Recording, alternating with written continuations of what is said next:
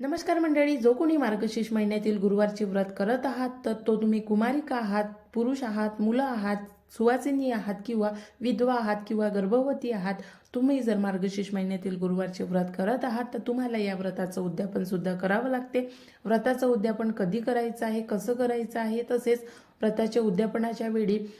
कुमारिकांनी कुणाची ओटी भरावी की ओटी भरू नये, आणि पुरुषांनी जर व्रत केलं असेल तर पुरुषांनी स्त्रियांची ओटी भरावी का आणि भरायची तर कशी भरायची, तर याच्याविषयीची संपूर्ण माहिती मी आपल्या चॅनलवरती दिलेली आहे। तसेच गर्भवतींनी हे व्रत केले तर मग गर्भवती स्त्रियांनी दुसऱ्या स्त्रीची ओटी भरावी का, तर याच्याविषयीची संपूर्ण माहिती मी आपल्या चॅनलवरती दिलेली आहे। जर तुम्ही अजूनपर्यंत व्हिडिओ बघितले नसेल तर नक्की बघा आणि व्रताचे उद्यापन कसे करावे याविषयीची संपूर्ण माहिती शास्त्रोक्त पद्धतीने व्रताचे उद्यापन कसे करायचे आहे तर याच्या संबंधी माहिती दिलेली आहे। त्यामुळे हा व्हिडिओ जास्तीत जास्त शेअर करा, व्हिडिओला लाईक करायला अजिबात विसरू नका आणि चॅनलला सबस्क्राईब